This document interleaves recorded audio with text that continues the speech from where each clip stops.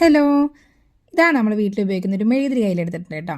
ഇത് ഇങ്ങനെ യൂസ് ചെയ്താൽ കുഴപ്പമില്ലേ എന്ന് ചോദിച്ചു കഴിഞ്ഞാൽ കുഴപ്പമൊന്നുമില്ല. എന്നാലും നമുക്ക് ഇതിനൊന്നൊരു ട്വിസ്റ്റ് ചെയ്തിട്ടുള്ള ഇതിനെ മെഴുകാക്കി എടുത്താലോ. അപ്പോൾ ഞാനിതൊരു ഗ്ലാസ് ജാർ എടുത്തിട്ടുണ്ട്. ഇതിൻ്റെ ഉള്ളിലേക്ക് നല്ലോണം തിളപ്പിച്ചിട്ടുള്ള ഒരു വെള്ളം ഒഴിച്ചു കൊടുക്കുന്നുണ്ട് കേട്ടോ.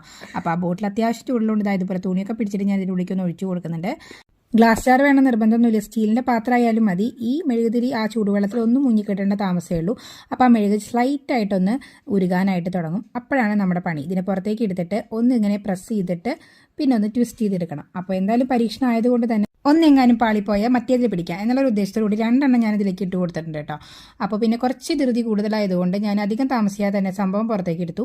എന്നിട്ട് നമ്മളിത് ആ ഒരു ഇത് വെച്ചിട്ട് ഇങ്ങനെ ഒന്ന് പരത്തി കൊടുക്കുന്നുണ്ട്. എന്നിട്ട് വേണം ഒന്ന് ട്വിസ്റ്റ് ചെയ്തെടുക്കാനായിട്ട്. അപ്പോൾ ആദ്യത്തെ ആ ധൃതി കാരണം അതിങ്ങനെ നമ്മൾ തിരിക്കും തോറും ഒന്ന് പൊട്ടി പോകാനായിട്ട് തുടങ്ങിയിട്ടുണ്ടായിരുന്നല്ലോ. എന്നാലും നമ്മൾ വെറുതെ വിടാൻ ഭാവമില്ല. നമ്മൾ മറ്റേതിനെടുത്തിട്ട് ഇതാ വീണ്ടും വെള്ളത്തിലേക്ക് ഇട്ടിട്ട് മെല്ലെ മെല്ലെ വെള്ളത്തിൽ കുറച്ച് നേരം മുക്കി വെച്ച് പുറത്തേക്ക് എടുത്ത് അങ്ങനെ പതുക്കെ പതുക്കെ ഒന്ന് ട്വിസ്റ്റ് ചെയ്തെടുത്തിട്ടുണ്ട്. ഇതിങ്ങനെ ചെയ്യണമെന്ന് ചോദിച്ചു കഴിഞ്ഞാൽ ചുമ്മാ ഇടയ്ക്കൊക്കെ നമ്മുടെ ടേബിളൊക്കെ ഒന്ന് ഭംഗിയായിട്ട് ക്യാൻഡിൽ കത്തിക്കാൻ ഇതുപോലത്തെ ഒരു ട്വിസ്റ്റഡ് ആയിട്ടുള്ള മെഴുകുതിരി സംഭവം സൂപ്പറല്ലേ. എന്നിട്ട് ഞാനൊന്ന് ചുമ്മാ കളർ കൊടുത്തിട്ടൊന്ന് റെഡാക്കി എടുത്തിട്ടുണ്ട്. അപ്പോൾ ടേബിൾ കാണാൻ നല്ല ഭംഗിയിട്ടില്ലേ. ലൈറ്റൊക്കെ രാത്രി കത്തിച്ച് വയ്ക്കുമ്പോൾ ഒരു വെറൈറ്റി. നമ്മുടെ കയ്യിലുള്ള ഒരു ഉരുളൻ മെഴുകുതിരി കൊണ്ട് നമുക്ക് ഇതുപോലെ ട്വിസ്റ്റഡ് ആയിട്ടുള്ള ഒരു സൂപ്പർ മെഴുകുതിരി ഉണ്ടാക്കുക. ഇതിൻ്റെ മുകളിൽ ഇനി പരീക്ഷണങ്ങളാവാട്ടോ. അപ്പോൾ ഇന്ന് ഇത്രയേ ഉള്ളൂ. ബൈ.